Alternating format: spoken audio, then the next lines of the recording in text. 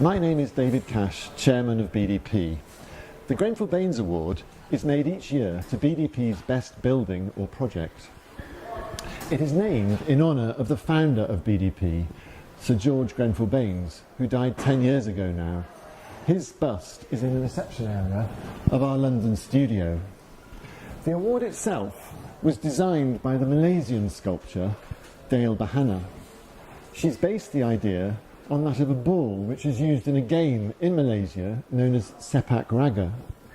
The ball, or the award, is manufactured out of 16 separate strands of stainless steel, normally used for ship's rigging or lifting devices. And because it's of a very consistent length, it's possible to achieve a perfect sphere. Recent winners of the Grenfell Baines Award include the Victoria Square Shopping Centre in Belfast, Cardiff Library, which won in 2009, the new campus of York University at Heslington East, the headquarters and store support building for B&Q at Eastleigh, which won in 2011, and the Queen Elizabeth Hospital in Birmingham, which won last year. This year, a total of 11 schemes were submitted, each of which was to a very high standard. This made the judges' task of choosing a winner especially difficult. The judging panel was chaired by myself as the chairman of the practice and included the leaders of 5 of our main professional groupings in the practice.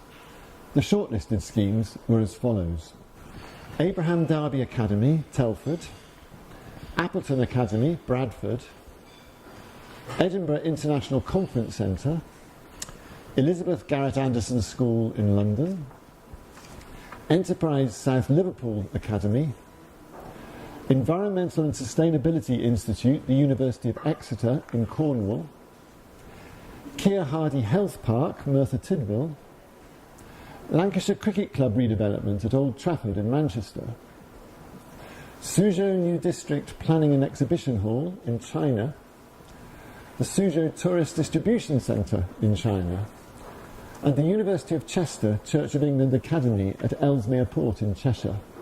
Each judge ranked the 11 schemes in order against a set of criteria, and as a result of this process, a shortlist of 6 schemes was drawn up. The judging panel then visited those 6 schemes and not only looked at the buildings, but also met with the clients and users of the buildings in order to gauge how well they were performing in operation. Each judge will now describe one of the 6 shortlisted schemes in alphabetical order.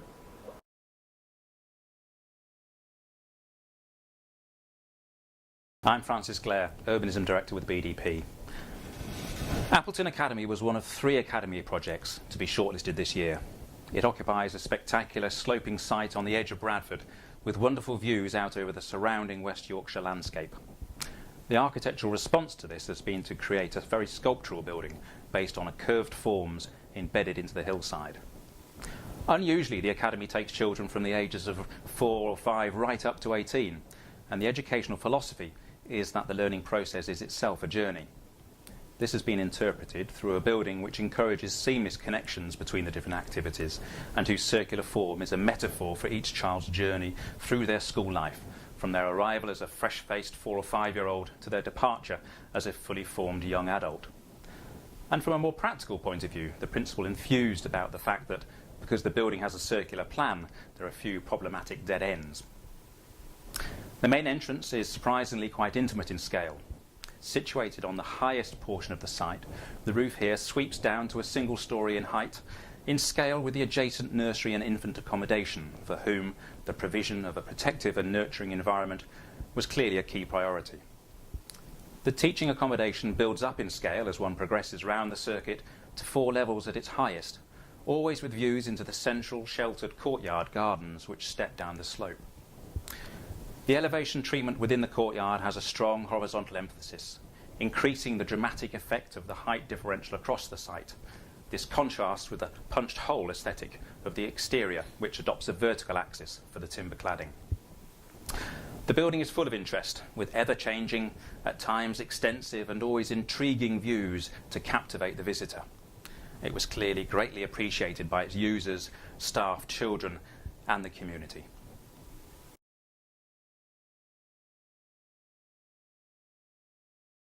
Martin Cook, Head of Design Group at BDP. The Edinburgh International Conference Centre is a very impressive piece of design. Technically it's very challenging, but what has resulted is a world-class, very flexible conference and exhibition centre that not just the client but Edinburgh and Scotland as a whole can be very proud of. It in effect is three projects. There is the extension to the existing building, which in itself was quite a challenge. There's an enormous underground conference and exhibition centre, in itself very flexible, very adaptable, and I think with the only 360-degree raked seating, with every possible option you could imagine. And then above ground, very high quality commercial office space that's been created to complete the commercial centre for Edinburgh around the conference centre itself. That was obviously very important from a funding point of view to generate revenue, help the business case for the project in the first place. The client and his team were completely unequivalent in their praise for the project and the way it had been handled by the design team and the construction team. But they obviously had engendered a sense of collaboration and collaborative working from the outset and had a very hands-on approach through the project itself. And they talk about it with great pride, their building and their design team and the ongoing relationships. And I think that's a great testament to the approach of the whole project, but in particular the BDP team. The lighting and the graphics, for me, stood out as major contributors to a very successful architectural solution. They're very integrated into the design, and at no point do you ever feel that you're underground or in a dark space. It just doesn't happen. And at the same time, the signing and the wayfinding simply support where it's needed what is a natural wayfinding flow through the space. That's good design. The project confidently handles the challenges of the site and the Edinburgh streetscape. It sits comfortably in the street. It looks as if it should have always been there. It's a very well-mannered buildings on all elevations, with a simple use of stone, steel, glass, and in a very confident manner. The route through to the city centre, which goes between the two commercial office buildings above the main exhibition hall, although you would never be aware of it, leads through to a route through to Princess Street. So it's really connecting back the commercial part to the retail sector and the tourist areas of the city. That will obviously be improved as the office accommodation fills up and the public realm becomes livelier. And I would hope at some point we might help add to bring a bit more life to that part of the project itself. An absolute pleasure to visit, and I recommend it to all and sundry.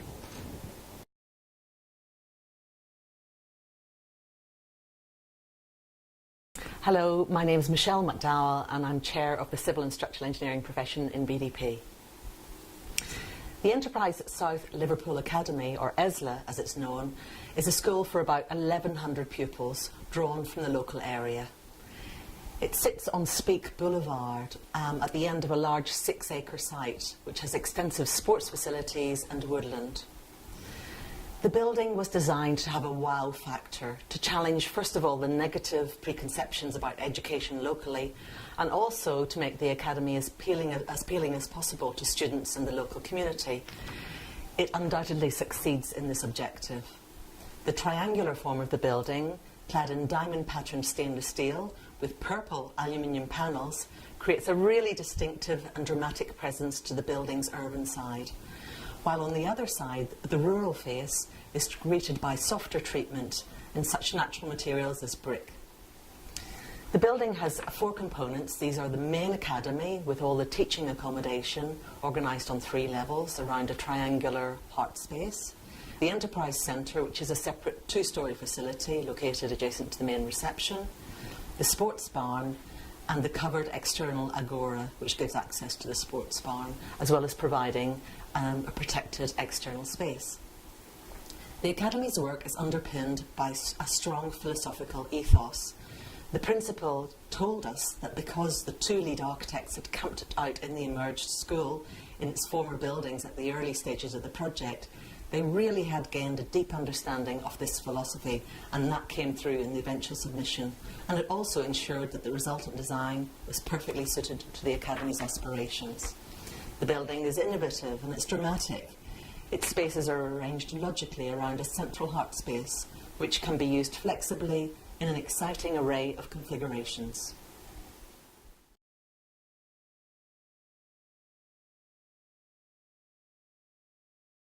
I'm Bob Spittle, the chair of the environmental engineering profession in BDP, and I'm reporting on the Environmental and Sustainability Institute.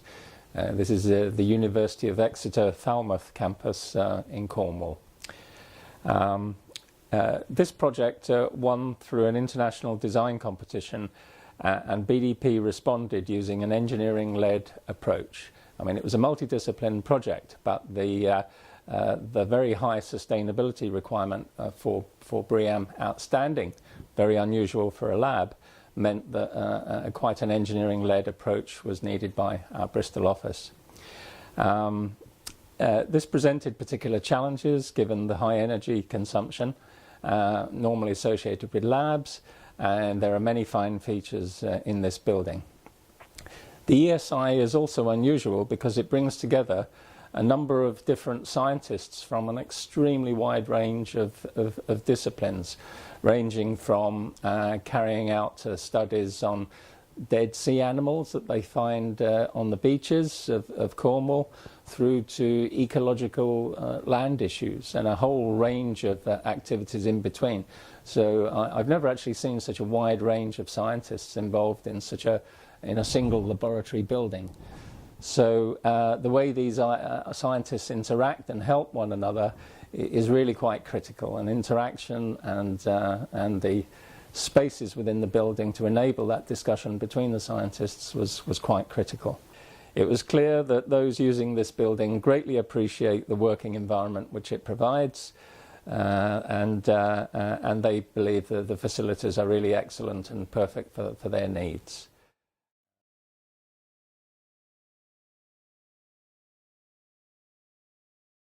The Suzhou New District Planning Exhibition Hall is an exhibition centre providing the public with information about Suzhou New District, a major expansion of the historic city of Suzhou, which lies about 50 miles to the west of Shanghai. Located within a parkland setting at the very heart of the new city, which has a high-tech emphasis, the new building is very distinctive. Its unusual form is both eye-catching and instantly recognisable. Creation of a striking design was one of the client's key original requirements. This is BDP's first completed building in China and is a very fast-track project, having been completed on site just 15 months after the design competition was won. It comprises two separate yet connected elements. The first is a central glazed rotunda overclad by twisted white metal fins which act as sunshades. The second element wraps around nearly half of this rotunda, rising up from ground level to become a massive glazed window at first floor above the building's main entrance. This second component has a grass roof which is accessible to the public as an extension to the park, ensuring even better integration of the building into its beautifully landscaped parkland setting. Inside, the visitor is led through a series of exhibition spaces before finally crossing a bridge into the central rotunda. Here, an enormous scale model of the entire new city is laid out with an audio track in Mandarin or English to highlight different features, whilst the light show is projected onto the curved wall behind. It is a dramatic experience within a dramatic building, and it was especially heartening to hear the client talking enthusiastically about the way in which this project has been received locally.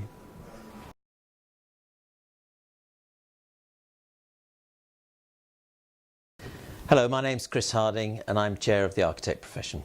The UCE Academy is an important new building for the people of Ellesmere Port and rightly takes prominence at the top of the town's high street.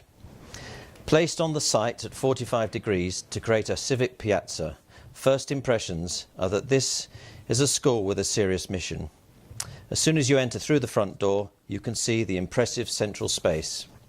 And this is the social heart of the Academy, and everything is on show here.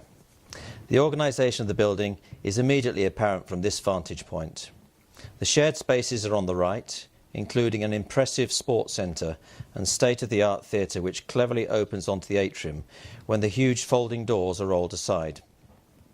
The sixth form is also on this side, symbolically at the top of the building, and perfect for preparing learners for the economic reality of the outside world.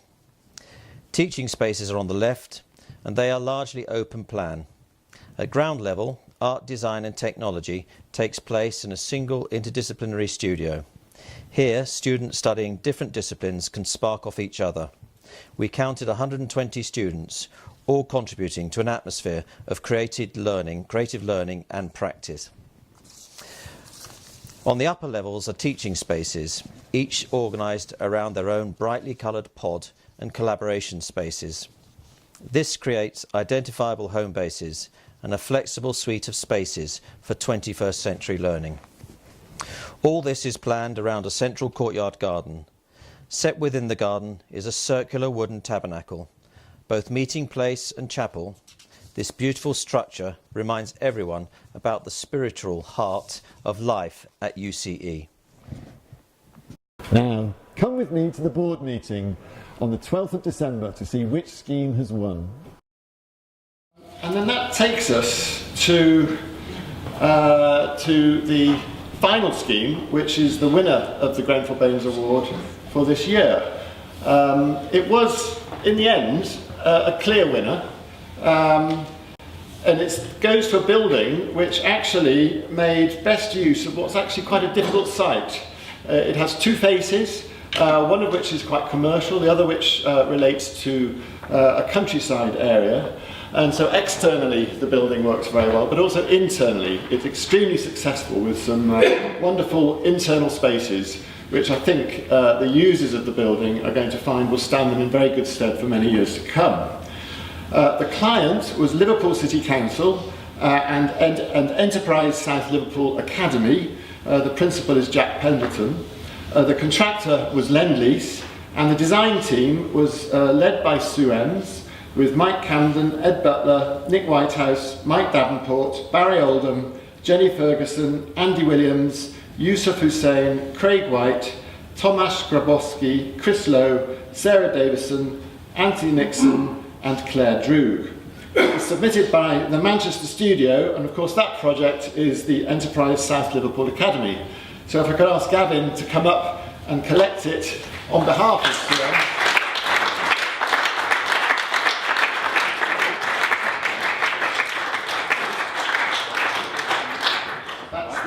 That's the GG award for the BDP team, and this is the award which will be passed to the client. Right, thank you very much. So congratulations.